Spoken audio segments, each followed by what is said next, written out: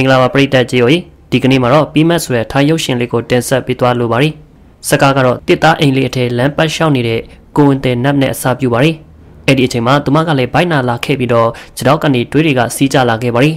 နတ်ကကျန်းအပေါ်လဲကျသွားခဲ့ရပြီးအကူအညီတောင်းဖို့ကြိုးစားပါတယ်ဒါပေမဲ့သူများကြားတဲ့အထိမအော်နိုင်လောက်အောင်အားနေနေခဲ့ပါတယ်အဲ့ဒီနောက်မှာပြကွက်ကစစ်ဖက်ဆေးဝင်ထမ်းဖြစ်သူဒေရာစီကိုပြောင်းသွားခဲ့ပါတယ်သူကသူတို့စစ်ရှုံးတော့မယ်ဆိုပြီးသူ့ရဲ့ရဲဘော်တွေကိုညှို့ညို့မမိုင်းနဲ့ပြောနေခဲ့ပါတယ်ဖူအာကတော့တေရာကိုနမိတ်မရှိတာကိုပြောတဲ့အတွက်နေရင်အုပ်လိုက်ပါတယ်ရုတ်တရက်ဆိုသလိုပဲဈေးဝင်ထန်းကထိခိုက်နေရအသေးစားကြောင့်နာနာချင်းချင်းအော်ဟစ်နေတဲ့ map ကိုတေလာခဲ့ပါတယ်နာကျင်နေလဲနဲ့သူကတခန့်လုံးကိုမျောလင့်ချက်မိတ်အောင်လုပ်လိုက်ပါတယ်ဒါပေမဲ့ဖူအာကကြားဝင်လိုက်ပြီးတီးတဲ့အထိဓာတ်ကင်ပြီးတိုက်ခိုက်ကြဖို့အားလုံးကိုစိတ်ဓာတ်ခွာပေးလိုက်ပါတယ်တပ်ဖွဲ့တွေကလည်းတတိရှိရန်သူစီကိုရှိသက်တိုက်ခိုက်ကြပါတယ်ရန်သူစီမှာတနတ်တွေရှိတာမိသွားတာကြောင့်အားလုံးနီးပါးကလည်းပြစ်တက်ခံလိုက်ရပါတယ်အဲ့ဒီနောက်မှာတော့သူတို့အဖွဲ့ဟာတိုက်ပွဲမှာရှင်းချန်ခဲ့ရပြီးအခုတော့ဖရာခနော်ကမက်ရဲ့အိမ်စီကိုတွားနေကြပါတယ်ညအချိန်မှာပဲသူတို့ကမက်ရဲ့အိမ်ကိုရောက်လာခဲ့ကြပါတယ်သူကစိတ်လို့ရှားစွာနဲ့နပ်ကိုရှာဖွေနေခဲ့ပါတယ်နပ်ကသူ့ကိုအနောက်ကနေရုတ်တရက်ဖက်လိုက်ပါတယ်မတ်ကိုသူ့ရဲ့ကလေးအကြောင်းမပြောပြခင်နပ်ကသူ့ကိုနည်းနည်းလေးစားနောက်နေလိုက်ပါတယ်မတ်ကသူ့သားလေးကိုရှင်းနေတုံးမှာပဲနတ်ကကလေးကိုမတ်အကြိုက်ဆုံးနာမည်ဖြစ်တဲ့ဒန်လို့နာမည်ပေးထားကြောင်းပြောပြခဲ့ပါတယ်အဲ့ဒီနောက်မှာတော့မတ်ကနတ်ကိုသူ့ရဲ့တငယ်ချင်းတွေနဲ့မိတ်ဆက်ပေးလိုက်ပြီးတော့သူတို့စစ်ပွဲပြီးတဲ့အထိနေဖို့သူ့အတော်အိမ်ကိုပေးပါတယ်မထွက်သွားခင်မှာဖူအာကနတ်ပြအလားကိုရှိကျူလိုက်ပါတယ်နောက်တနေ့မှဆိုတော့ငှက်တွေရဲ့အော်တဲ့အတန်လိုမျိုးရှမ်ကလုံနေခဲ့တာကြောင့်အိမ်မရကြတဲ့အကြောင်းဖူအာကရှမ်ကိုဆူလိုက်ပါတယ်မတ်ကသူတို့ကိုစေးသွားဝယ်ဖို့လာခေါ်ပါတယ်အဲ့ဒီနောက်မှာတော့မတ်ရဲ့အတော်ပြိပြအရဲဆိုင်ကိုတွားခဲ့ပြီးအရက်မူးပြီးအိပ်ပျော်နေတဲ့မိမကြီးကိုနိုးကြပါတယ်မတ်ကအလုံးရနိုင်မလားလို့မေးလိုက်ပါတယ်ဒါပေမဲ့သူ့ရဲ့မျက်နှာကိုသူမမတ်မိသွားတဲ့အချိန်မှာတော့သူမရဲ့စိတ်အခြေအနေကချက်ချင်းပဲပြောင်းလဲသွားခဲ့ပါတယ်ဘရီဖ်ကနတ်နဲ့သူ့ရဲ့ကလေးအကြောင်းအဆက်မပြတ်ပြောနေခဲ့ပါတယ်ပြီးတော့သူကခြေထောက်ကြားကနေငုံကြည့်တင်တယ်လို့လည်းသူ့ကိုပြောပါတယ်ဒါပေမဲ့အဲ့ဒီနောက်မှာတော့သူ့ရဲ့သားဖြစ်သူပင်ကသူ့ရဲ့အမေကိုတားလိုက်ပါတယ်အဲ့ဒီညမှာဆိုတော့အတော်ဖြစ်သူပရိရဲ့အသက်မဲ့အလောင်းဟာမြစ်အထဲမှာမျောပါလာခဲ့ပါတယ်နောက်တနေ့မှာဆိုတော့ရွာသားတွေကမတ်ကိုရှောင်နေကြတာကြောင့်သူတို့ကလေကားပြင်ဖို့မတ်ကိုကူညီပေးနေစင်မှာမတ်ကတေဝါကိုပစိန်တွားယူခိုင်းခဲ့ပါတယ်တေဝါကလည်းပြင်းပြင်းရီးရီးနဲ့အပေါ်ကိုတက်သွားခဲ့ပြီးတော့ရိုးရိုးနေတဲ့အိမ်ပြက်ကြီးအထက်မှာပစိန်ကိုမြင်လိုက်ရပါတယ်တေဝါဟာကြောက်ကြောက်ရွံ့နဲ့သမင်းချစ်နေတဲ့နတ်အနားတွားကသူမခြေထောက်အကြားကိုကြည့်လိုက်ပါတယ်နတ်ကသူ့ကိုစိတ်ရှုပ်တဲ့ဟန်နဲ့ကြည့်နေခဲ့ပါတယ်ဒါကြောင့်တေဝါဟာပစိန်ကိုဆင်ရှည်အဖြစ်နဲ့ပြလိုက်ပြီးတော့ပြန်ထွက်လာခဲ့ပါတယ်အဲ့ဒီနောက်မှာတော့တေဝါကလည်းခြေထောက်ကြားကနေချောင်းကြည့်တာကိုသူလှုပ်ကြည့်ခဲ့ပြီးတော့ဘာမှသူမမြင်ခဲ့ကြောင်းရှမ်ကိုအတိပေးလိုက်ပါတယ်ရှမ်ကလည်းစိတ်ရှုပ်သွားခဲ့ပါတယ်အဲ့ဒီနောက်မှာတော့တေဝါကခြံအထဲမှာတီးပေါက်သွားဖို့ထွက်သွားခဲ့ပါတယ်အဲ့ဒီနောက်မှာပဲအပုပ်နဲ့တစ်ခုကိုသူကလည်းရရှိလိုက်ပါတယ်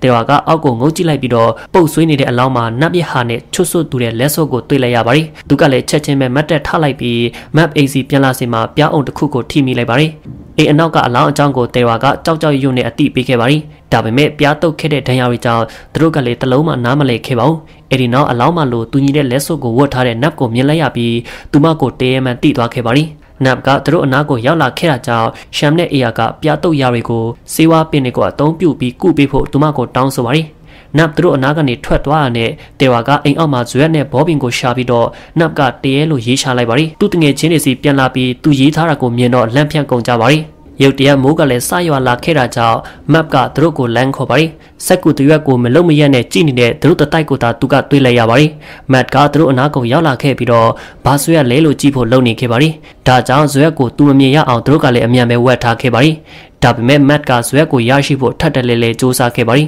နောက်ဆုံးမှာတော့ Matt ကစာကိုဖတ်မိသွားခဲ့ပြီးထိတ်လန့်သွားခဲ့ပါတယ်ဒါကြောင့်ချက်ချင်းပဲအကြောင်းပြချက်ပေးဖို့သူတို့ကလည်းထွက်သွားကြပါတယ်အဲ့ဒီညပိုင်းမှာဆိုတော့ AR နဲ့ FUA ကအိမ်မှာနေတော့တေဝါနဲ့ Sham ကတော့နပ်အကြောင်းကိုအတိပေးဖို့ Matt ရဲ့အိမ်ကိုတွားခဲ့ပါတယ်အချိန်အနေငယ်အကြာမှာဆိုတော့ပင်ဟာသူ့ရဲ့အတော်ပရိအတုပအတွက်နွားကူတက်ပေးဖို့ AR နဲ့ FUA ကိုအကူအညီလာတောင်းခဲ့ပါတယ်သူကသူ့ရဲ့အတော်ဟာသူတို့နဲ့ဆေးမှာတွေ့ပြီးနောက်နပ်ကတတ်လိုက်တာလို့ပြောပြပါတယ်AR နဲ့ FUA ကသူတို့ရဲ့တငယ်ချင်းတွေကိုကယ်ဖို့ချက်ချင်းပဲတွားကြပါတယ်အဲ့ဒီအချိန်အတွင်းမှာပဲတေဝါကမတ်ပြက်စနီးအကြောင်းဖော်ထုတ်တော့မဲ့ဆဲဆဲမှာနပ်ကရုတ်တရက်ပေါ်လာခဲ့ပြီးတော့သူတို့ကိုတားလိုက်ပါတယ်အဲ့ဒီနောက် AR နဲ့ FUA တို့ကဆူရွှဲပြီးရောက်လာခဲ့ကနပ်ကိုကြုံရကြပန်းရှိကျူးကြပါတယ်AR ကတေဝါရဲ့နားအထက်ကိုတိုးတိုးကလေးပြောလိုက်တာကြောင့်ချက်ချင်းပဲ FUA ချီကျူးနေတာကိုတန်အောင်လိုက်ခဲ့ပါတယ်မတ်ကဒါနဲ့ပတ်သက်ပြီးတော့ပြောနေတော့မှပဲနတ်ကသူတို့ကိုမတုံမလုံးနဲ့ကြည့်လိုက်ပြီးတော့အိမ်မှာပဲထမင်းစားသွားဖို့ပြောပါတယ်အဲ့ဒီနောက်မှာသူတို့၄ယောက်လုံးကလည်းကြောက်ကြောက်ရွံ့နဲ့စပွဲဝိုင်းမှာတိတ်တိတ်ဆိတ်ဝင်ထိုင်လိုက်ကြပါတယ်မတ်ကသူတို့ကိုယွန်းစရာအစားအစာတွေကိုတက်တက်ကြွနဲ့အိတ်ခံနေခဲ့ပါတယ်သူ တို့ဆင်ရှိပေးပေမဲ့နတ်ကတဲဝါကိုဝါစားတော့မဲ့အကြီးနဲ့ကြည်လိုက်ပါရီဒါကြောင့်သူတည့်ရလျှောက်တွေကိုစားလိုက်တာမို့သူတငယ်ချင်းတွေကကြောင်းလန့်ကုန်ကြပါရီတဲဝါကစားဖို့အတွက်တွန့်ဆုတ်နေတဲ့အေယာနဲ့ဖူဝါကိုတည့်ရ6တွေကမ်းပေးပါရီရှမ်ကတော့ပိုးကောင်ဝင်တဲ့တည့်ရ6ကိုတွန့်ဆုတ်နဲ့စားခဲ့ပါရီသူတို့ခေါင်းမှုပြီးတော့ပြုတ်အံကြတော့မတ်ကဒန်ကိုမင်းများတွားခေါ်ပြီးတော့ရှမ်ကိုသူ့ရဲ့ကလေးချီခိုင်းကနန်းစေပါရီအဲ့ဒီနောက်သူတို့၄ယောက်ကအချင်းချင်းအချက်ပြကြပါရီဒါပေမဲ့မတ်ကနားလည်မှုလွဲသွားပြီးတော့သူတို့စကထာဝက်တန်ကစားချင်တယ်လို့ထင်ပြီးသူတို့နဲ့အတူစော့ဖို့နတ်ကိုခေါ်လိုက်ပါရီကစားစင်မှာဆိုတော့ရှန်ကနတ်စီကနေလူတေးဆိုတဲ့စကလုံးကိုအနက်ကောက်လို့ရသွားခဲ့ပြီးပထမစကလုံးနဲ့ချိတ်ဆက်လိုက်ပါရီသူတွေကမြင်မြန်ပဲအောင်ပွဲထခံလိုက်ကြပါရီဒါပေမဲ့အဲ့ဒီနောက်မှာသူတို့ကနတ်ဟာတည်သွားပြီလို့ထုတ်ပြောလိုက်မိမှန်တတိပြုမိသွားခဲ့ပါရီရှန်ကပွဲဆက်ခံနေတော့၃ယောက်ကတော့ရက်တန့်လိုက်ကြပြီးမတ်ကိုစိတ်ရှုပ်စီကနတ်ကိုဒေါရထွက်စီလိုက်ပါရီသူတို့ကလည်းချက်ချင်းစင်ချေပေးလိုက်ကဘာမှမတိတဲ့မတ်ကိုထားခဲ့ကြပါရီသူတို့ကလည်းလေအပေါ်ကိုတက်ကြပါရီဒါပေမဲ့သူတို့ရဲ့လေကလဲနေခဲ့တာကြောင့်ကြောက်လန့်ကုန်ကြတော့မှနတ်ကကိုယ့်ရဲ့အလုပ်ကိုပဲကိုလုပ်ဖို့ချိန်ချောက်ပါရီနောက်ဆုံးမှာဆိုတော့သူတို့ရဲ့လေကလည်းဆားရွှေ့လာခဲ့ပြီးတန်ကုန်ဟစ်ကလော်ပြေးကြပါရီအဲ့ဒီနောက်မှာတော့နတ်ကိုတရဲလို့ယုံကြည်နေကြတာကြောင့်မတ်ကသူတို့ကိုထိတ်တိုက်လာတွေ့ပါရီပင်ကမတ်စစ်ပွဲရောက်နေတော့သူချစ်ရေးဆိုတာကိုနတ်ကငင်းလိုက်လို့မြို့နေလူထုကိုလင်ညာပြောခဲ့တာဖြစ်နေပါရီသူတို့၄ယောက်ဟာမတ်ကိုယုံအောင်လုပ်ပါရီဒါပေမဲ့သူအရန်တော့ထွက်လာပြီးတော့အင်ကနေထွက်သွားကြဖို့ပြောလိုက်ပါရီအဲ့ဒီနောက်မှာတော့မတ်နဲ့နတ်ဟာပွဲတော်ကိုတွားကြပါရီနတ်ကသူ့ရဲ့မျက်နှာကိုဖုံးကွယ်ဖို့တရဲမျက်နှာဖုံးကိုဝတ်ထားပါရီချစ်စရာဆုံးသွဲလေးကတရဲအိမ်အထဲဝင်သွားစင်မှာမတ်ရဲ့တငယ်ချင်းတွေကဝေးဝေးကနေစောင့်ကြည့်နေခဲ့ကြပါရီတဲဝါကဖုန်ကြီးစီကနေသူရလာခဲ့တဲ့ဆမ်မန်းကိုထုတ်လိုက်ပါရီအဲ့ဒီအချိန်မှာပဲနတ်ကတရဲအိမ်အထဲမှာတင်းငင်နေပေမဲ့မတ်ကတော့မကောင်းစွာတွေကိုမြင်ရလို့ကြောက်နေခဲ့ပါရီရုတ်တရက်ပဲလူတစ်ယောက်ကမတ်ကိုပြန်ပေးဆွဲသွားပြီးတော့ထွက်ပြေးဖို့ကြိုးစားပါရီဒါပေမဲ့တခါကညံ့နေခဲ့ပါရီနတ်ကမတ်ပြောင်းနေတာကိုတီးသွားခဲ့ပြီးတော့လိုက်ရှာရမှာတရဲဟန်ဆောင်နေတဲ့၄ယောက်ကိုတာတွေ့ခဲ့ရပါရီနတ်ကမတ်ကိုရှာဖို့မတွားခင်မှာရှန်ကိုရှောက်လန့်လိုက်ပါရီအဲ့ဒီနောက်သူတို့ခီးဥတဆိုင်နဲ့ထွက်ပြေးဖို့ကြိုးစားတဲ့အချိန်မှာဝန်ထမ်းတစ်ယောက်နဲ့ဝင်တိုက်မိပြီးတော့သူတို့ကိုလည်းဝန်ထမ်းတွေလို့ထင်သွားပါရီဝန်ထမ်းကသူတို့ကိုအိမ်လာဖို့ဖိတ်တဲ့အချိန်မှာတရဲဝတ်စုံဝတ်ထားတဲ့ထင်ပြီးနတ်ကိုလမ်းစကားပြောလိုက်ပါရီသူမအမိကိုခေါ်လိုက်တော့၄ယောက်စလုံးကကြောက်ပြီးတုန်လာခဲ့ပါရီဒါပေမဲ့သူမရဲ့လက်ကိုတေဝါစီရောက်တဲ့အထိဆွဲဆန်းလိုက်တဲ့အချိန်မှာတော့အော်ဟစ်ကနေရန်ကိုဖျက်ဆီးပြီးထွက်ပြေးကြပါရီတော်ထဲမှာဆိုတော့သူတို့၄ယောက်ကမတ်ကိုလွတ်ပေးလိုက်ကြပါရီသူတို့ရဲ့အပြုမျိုးကြောင့်သူကဒေါရထွက်နေခဲ့ပါရီနတ်ကတရဲမန်တိအောင်ကြောက်ကြားကနေငုံကြည့်ဖို့သူ့ကိုတေဝါကပြောပါရီဒါပေမဲ့မတ်ကသူ့လုံပြီးကြောင်းနဲ့ဘာမှမမြင်ခဲ့ကြောင်းပြောပါရီမတ်ကနတ်မတေဘူးလို့အခိုင်အမာပြောကသူတို့ကိုထားခဲ့ပါရီအဲ့ဒီနောက်မှာတော့သူတို့ကမတ်ကိုရှာနေတော့သူ့ရဲ့အပေါ်မှာသွေးစသွေးနာတွေကိုတွေးလိုက်ပြီးတော့တရရောက်အကူအညီတောင်းနေတန်ကိုကြားခဲ့ရပါရီသူတို့အတန်ကြားရအနောက်ကိုလိုက်သွားခဲ့ပြီးတော့နာကျင်နေတဲ့မတ်ကိုတွေးခဲ့ရပါရီအကြောင်းရင်းကတော့သူ့ရဲ့အနာထပ်ပွင့်လာလို့ပဲဖြစ်ပါရီဖူအာနဲ့အေယာတို့ကဘာကြောင့်အနာမပြောက်သေးလဲစူးစမ်းနေတော့မှတေဝါနဲ့ရှင်ကအချိတ်ဆက်တွေကိုဆက်စဉ်းစားပြီးမတ်ကိုတရဲလို့ထင်သွားခဲ့ပါရီသူတို့ကမတ်အနာရှိကတွားပြီးတော့သူ့ရဲ့ပတ်တီးကိုအတင်းဆွဲဖြစ်လိုက်တာမှသူ့ရဲ့လက်တကြွယ်မှာလက်ဆုပ်မရှိတာတွေ့လိုက်ရပါရီဒါပေမဲ့မတ်ကသူ့ရဲ့လက်ဆွဲကလက်ဆုပ်ကိုပြပါရီတေဝါကဆမ်မန်းတွေကိုမတ်စီပြစ်ပေါက်လိုက်ပြီးတော့မတ်ကနာနာချင်းထားအော်တော့၄ယောက်စလုံးကပြေးကြပါရီအဲ့ဒီနောက်မှာတော့လူတေနဲ့လူချင်းကိုအတူပေးနေထားမိတဲ့အတွက်အပြစ်ရှိသလိုခံစားရတာကြောင့်သူတို့ကနတ်ကိုမတ်စီကနေကယ်တင်ဖို့ဆုံးဖြတ်လိုက်ပါရီခဏအကြာမှာပဲဖူဝါကနတ်ကိုလိုက်ရှာပြီးတော့သူမအပေါ်သူတို့ရဲ့အပြုအမူတွေအတွက်တောင်းပန်ပါရီနတ်ကသူတို့ကိုခွဲလုပ်ပြီးတော့မတ်ဘယ်မှာလဲလို့မေးပါရီဒါကြောင့်စစ်ပွဲဟာတိတ်အန်တရရှိလာတာကြောင့်သူမကိုဘေးကင်းရခေါ်သွားဖို့မတ်ကလွတ်လိုက်တာလို့မြန်လိန်ပြောလိုက်ပါရီစိတ်ရှုပ်နေပဲနတ်ကသူတို့နဲ့အတူလိုက်လာခဲ့ပါရီအဲ့ဒီနောက်လီကလည်းစနစ်လာတာကြောင့်သူတို့ရဲ့ပစ္စည်းတွေကိုမြန်ပဲလွတ်ပြစ်ကြပါရီဒါပေမဲ့ရေဝေဟာဆက်လက်ပြီးတော့ဝင်လာနေခဲ့တာကြောင့်လော်တက်တွေပါလွတ်ပြစ်လိုက်ဖို့သူတို့ကလည်းဆုံးဖြတ်လိုက်ကြပါရီလီကနစ်တာရက်သွားခဲ့ပေမဲ့လော်တက်မရှိတာကြောင့်သူတို့ကလည်းမရွှေ့နိုင်ဖြစ်နေခဲ့ပါရီရုတ်တရက်ကြီးမတ်ကကမ်းပေါ်ကနေပေါ်လာခဲ့တာကြောင့်သူတွေကလည်းကြောက်လန့်ကုန်ကြပါရီမတ်ကသူတို့စီလာနေခဲ့တာကြောင့်ပိုးလို့လောင်ကြောက်လန့်နေစေခဲ့ပါရီဒါပေမဲ့အဲ့ဒီနောက်သူရေအထက်ကနေပျောက်ကွယ်သွားခဲ့ပါရီ၄ယောက်ကဘေးပပတ်လေးကိုကြည့်နေစင်မှာနတ်ကသူ့ရဲ့ယောက်ျားကိုအော်ခေါ်ပါရီသူဟာရေထဲကပြန်ပေါ်လာပြီးတော့ကြွက်တက်သွားတာကြောင့်အကူကြီးအော်တောင်းနေခဲ့ပါရီဆက်ဆရှင်းပါဆိုတော့သူတို့ကသူ့ကိုကယ်ဆယ်ဖို့အယုံအကြည်မရှိကြပါဘူးဒါပေမဲ့အဲ့ဒီနောက်သူအမှန်ကိုပြောနေကြောင်းသိသွားကြပါရီမတ်ကသူ့ကိုခြံထားခဲ့လို့သူတို့ကိုချက်ချင်းပဲအပြစ်ပြောနေခဲ့ပါရီဒါပေမဲ့သူ့ကိုဆမ်မန်းနဲ့ပေါက်တော့ကသူဘာကြောင့်အော်ရတာလဲဆိုပြီးတေဝါကမေးပါရီဒီတော့သူ့ရဲ့အနာမှာညံ့နေတဲ့ဆန်တွေကိုပြသလိုက်ပါရီအဲ့ဒီနောက်လီပြန်နှိမ့်မြုပ်လာတာကြောင့်သူတို့ကိုကြောက်လန့်စေပြီးလက်တွေနဲ့ပဲလီကိုမြန်မြန်လော်လိုက်ကြပါရီဒါပေမဲ့ရှန်ဝန်းအထက်မှာဘယ်သူ့ရဲ့အလောင်းကိုသူတို့ကတွေးခဲ့တာလဲဆိုတာကိုစဉ်းစားမရဖြစ်နေခဲ့ပြီးတေဝါကလည်းရက်တန့်လိုက်ပါရီမမျော်လင့်ထားပဲနဲ့အေယာစီကနေမတ်နဲ့နတ်တို့ရဲ့လက်စွပ်နဲ့ဆင်တူတဲ့လက်စွပ်တကွင်းပြုတ်ကျလာတာကြောင့်တေဝါကအေယာကိုတရဲလို့ထင်သွားခဲ့ပါရီ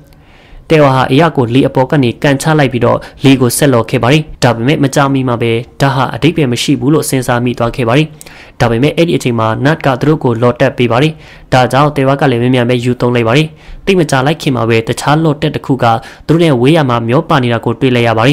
တေဝါကလည်းမတ်တက်ရက်လိုက်ပြီးတော့ခြေထောက်အကြားကနေငုံကြည့်လိုက်ပါတယ်ဒါပေမဲ့သူတို့ရဲ့မျက်နှာတွေကပိတ်နေခဲ့ပါတယ်အဲ့ဒီနောက်သူတို့ဆစ်ရှိတဲ့ချင်းတွေကိုစိုးဖို့အဆုံးဖြတ်လိုက်ကြပါတယ်အဲ့ဒီအခါ၃ယောက်ကစိတ်ရုံရှုံနဲ့လိုက်ဆိုတဲ့နေရာမှာနတ်ရဲ့တရေမျက်နှာကိုတွေ့လိုက်ရပါတယ်တေဝါကလည်းကြောက်လန့်တကြားထောက်အုပ်လိုက်ပြီးတော့နတ်ကတရေလို့ပြောလိုက်တဲ့အချိန်မှာမတ်ကိုလက်လန်းမိအောင်သူမရဲ့လက်ကိုဆွဲဆန့်လိုက်ပါတယ်အားလုံးကလည်းရေအထက်ကိုခုန်ဆင်းကြပါတယ်ကျက်တီတီက၃ယောက်စလုံးကလည်းကန်းစီကိုကူးကြပါတယ်ရေမကူးတတ်တဲ့ရှမ်ကတော့လေအပေါ်မှာနတ်နဲ့အတူကြံနေခဲ့ပါတယ်အဲ့ဒီမှာနတ်ကရှိုင်းရနာကိုကတ်လာခဲ့ပြီးခေါင်းကိုကိုင်းလိုက်တာကြောင့်ကြောက်လန့်ပြီးကန်းရှိကိုရေကူးကျွမ်းကျင်တဲ့သူတယောက်လိုအထိတ်တလန့်နဲ့ကူးတွားခဲ့ပါတယ်မတ်ကနတ်ကိုထားခဲ့ဖို့ငင်းပါတယ်ဒါကြောင့်သူ့ကိုတတိမိအောင်လှုပ်လိုက်ပြီးတော့တေပိုးကထွက်ပြေးကြရပါတယ်အဲ့ဒီနောက်ပိုင်းမှာဆိုတော့တေဝါဖူအာနဲ့ချမ်တို့ကဘုံကြီးကသူတို့ရဲ့အရှိမဖျားရှိခိုးနေတော့ကျောင်းကိုလဲပတ်ကြည့်နေကြပါတယ်တယောက်ချင်းစီဟာသူတို့ရဲ့ပပတ်လေကကျိုးရည်နဲ့ဆက်ထားတဲ့ကျိုးတစစီကိုကင်ထားကြပါတယ်အဲ့ဒီနောက်နပ်ကတခါကိုဖွင့်လိုက်ပြီးတော့သူတို့အားလုံးကြောက်လန့်သွားပေမဲ့ဘုံကြီးကတော့အခြေအနေကိုတည်တည်ငြိမ်ပဲကင်တွေပါတယ်ဖုန်ကြီးကရေမန်းတွေဆန်မန်းတွေနဲ့ပြက်ပေါက်ပေမဲ့သူတို့ရဲ့သုံးအမှုကြောင့်အသုံးမဝင်ဖြစ်သွားခဲ့ပါတယ်ဖုန်ကြီးဟာကျိုးရဲ့အထဲမှာသူတို့ကိုလုံခြုံတယ်လို့အာမခံတဲ့အချိန်မှာမက်ကမော်တော်ဆဖုန်ကြီးကိုကန်လိုက်မိပါတယ်မိဝေကလည်းငိမ့်သွားခဲ့ပြီးပြန်လင်းလာတဲ့အချိန်မှာ၄ယောက်စလုံးကျိုးတုတ်ခံထားရတာကိုတွေ့လိုက်ရပါတယ်ဖုန်ကြီးကတော့ပရင်းပေါက်ကနေမြန်ပဲထွက်ပြေးသွားခဲ့ပါတယ်နပ်ကသူတို့ရဲ့အနာကိုရှိကပ်လာတာကြောင့်ချက်ချင်းပဲအခြားဘက်ကိုပြေးကြပါတယ်အဲ့ဒီမှာအေယာကတော့ရက်နေခဲ့ပါတယ်သူတို့ကလည်းမြန်နောက်ပြန်ဆုတ်လိုက်ပြီးတေဝါကဖူအာဟာရေမန်းတွေနဲ့ဆူရွှဲနေကြောင်းတတိယသွားခဲ့ပါတယ်ဒါကြောင့်တခြားနှစ်ယောက်ကိုအေယာဖက်စီမှာဖူအာကိုတွန်းပို့ဖို့ပြောလိုက်ပါတယ်အကျိုးဆက်ကတော့နှစ်ယောက်မတော်တဆနမ်းမိတာပဲဖြစ်ပါတယ်နှစ်ယောက်စလုံးကအေယာတေးမဟုတ်မှန်တိသွားပေမဲ့အေယာလက်စွပ်ဘယ်လိုရလာတယ်လဲဆိုတာကိုမရှင်းလင်းပဲဖြစ်နေသေးပါတယ်ဒါကြောင့်သူဟာလောင်းကစားလုပ်ဖို့အတွက်အလောင်းကလက်စွပ်ကိုချွတ်ယူခဲ့တာပါလို့ရှင်းပြပါတယ်တေဝါနဲ့အေယာကအချင်းချင်းတောင်းပန်ကြစဉ်ဖူအာကသူတို့ကိုမှန်မဲပါတယ်နပ်ရှိနေသေးတာကိုမိနေနဲ့ပဲဖြစ်ပါတယ်ရှမ်ကသူမအကြောင်းသူတို့ကိုပြောပြလိုက်ပါတယ်ဒါကြောင့်သူတို့အမြန်နောက်ပြန်လဲကြည့်လိုက်ပြီးနတ်ကသူတို့အနာကတ်လာတာကြောင့်ကြောက်လန့်ကြနဲ့အော်ဟစ်ကြပါတယ်သူတို့ထွက်ပြေးဖို့ကြိုးစားပါတယ်ဒါပေမဲ့တခါရီပတင်းပေါက်တွေအားလုံးကဖွင့်မရဖြစ်နေခဲ့ပါတယ်ဒါကြောင့်တေဝါကနပ်ကိုလူတီနဲ့အသက်ရှင်တဲ့သူဟာအတူနေလို့မရကြောင်းအကျိုးတင်အကြောင်းတင်ပြောပြဖို့ကြိုးစားပေမဲ့နတ်ကိုဒေါရပဲထွက်စီခဲ့ပါတယ်သူမကသူတို့ကိုအော်ဟစ်ပြီးတော့မီးဝေထန့်ငိမ့်သွားကမီးပြန်လင်းလာတဲ့အချိန်မှာတော့သူမပျောက်ကွယ်သွားခဲ့ပါပြီသူတို့ကနတ်ကိုရှိုင်းနဲ့ဘေဘီဝဲရကိုလိုက်ကြည့်တဲ့အချိန်မှာဖူအာကအပေါ်ကနေတကခုပြုတ်ကျလာတယ်လို့ခန်းစားလိုက်ရပါတယ်။ဒါကြောင့်သူ့အပေါ်ကိုအမြန်မောကြည့်လိုက်တဲ့အချိန်မှာတော့စောက်ထိုးတွဲလဲဖြစ်နေတဲ့နတ်ကိုမြင်လိုက်ရပါတယ်။သူတို့ကြောက်လန့်ကြောင်အော်ဟစ်တဲ့အချိန်မှာမတ်ကတော့သူ့ရဲ့ဇနီးကိုကြည့်နေနိုင်ပါတယ်။သူတို့ကနတ်ကိုအတော်ဖြစ်သူပရိကိုတက်ခဲ့တဲ့အမှုနဲ့စတင်ဆွဆွဲအပြစ်တင်ကြပါတယ်။ဒါပေမဲ့နတ်ကသူမဟာအရက်သိပ်မှုပြီးသူမဘာသာရင်းနစ်တည်တာလို့ရှင်းပြပါတယ်။သူမကသူတို့ဘာကြောင့်သူမကိုလိုက်ပြီးတော့နောက်ဆက်နေရတာလဲလို့မေးပါတယ်။မတ်ကသူမဟာတည်သွားပြီမို့လို့သူနဲ့အတူနေလို့မရတော့ဘူးလို့ပြောလိုက်ပါတယ်ဒါပေမဲ့နတ်ကတီတီရှင်မတ်ဟာသူမနဲ့အတူရှိရမယ်လို့ပြောလိုက်ပြီးမတ်စီကိုလက်လန်းမိအောင်သူ့ရဲ့လက်ကိုဆန့်ထုတ်လိုက်ပါတယ်တခြား၄ယောက်လိုပြေးမဲ့အစားမတ်ကသူမစီကိုငိုရင်းနဲ့လမ်းလျှောက်သွားခဲ့ပါတယ်မတ်ကိုတတ်မဲ့အစားနတ်ကသူ့ရဲ့မျက်ရည်တွေကိုတုပ်ပေးလိုက်ပြီးတော့သူကသူမကိုကြောက်နေကြောင်းတိသွားခဲ့ပါတယ်နောင်တရဆွမ်းနေပဲနတ်ကလိန်ညာပြီးတော့တကူကောင်းဆန်မိခဲ့တဲ့အတွက်တောင်းပန်ကသူမထွက်သွားတာနဲ့ဘဝကိုရှေ့ဆက်သွားဖို့မတ်ကိုပြောပါတယ်မြေဝေကိုတုပ်ရင်နဲ့မတ်ကလည်းသူဟာငတုံးဆွင်တောင်မှာနတ်ကတရေမန်တစ်ချိန်လုံးတိနေခဲ့ကြောင်းဝန်ခံလိုက်တာမို့အားလုံးကိုလမ်းဖြန့်သွားစီခဲ့ပါတယ်။အဲ့နောက်မတ်ကသူတို့စကထာဝက်ဆော့နေစဉ်မှာစပြီးတော့တန်တရားရှိလာတဲ့အတွက်နတ်ကသူ့ရဲ့တငယ်ချင်းတွေကိုလိုက်ပို့စဉ်မှာခြေထောက်အကြားကနေငုံကြည့်ခဲ့ပါတယ်။သူကနတ်အသက်16နှစ်သေးတယ်လို့ဟန်ဆောင်ခဲ့ပါတယ်။တရေကိုမြင်နေရတာထက်သူမှမရှိပဲနေရမယ့်ဘဝကိုပို့ကြောက်လို့ပဲဖြစ်ပါတယ်။တကယ်ချင်းဖြစ်သူတွေကတော့တယောက်အပေါ်တယောက်ထားတဲ့သူတို့အစုံတွေရဲ့ချစ်မြတ်တာကြောင့်ရင်ထဲကိုခန်းစားသွားကြရတော့မှမတ်ကနတ်ကိုနမ်းလိုက်ပါတယ်ရုပ်ရှင်အမတ်နဲ့နတ်တို့သူတို့ရဲ့အိမ်ထောင်တဲ့ဘဝကိုဆက်လက်နေထိုင်သွားတဲ့ပုံစံနဲ့အဆုံးသတ်သွားခဲ့ပါတယ်ကြည့်ရှုပေးကြပရိသတ်များအားလုံးကျေးဇူးအထူးတင်ရှိပါခင်ဗျာ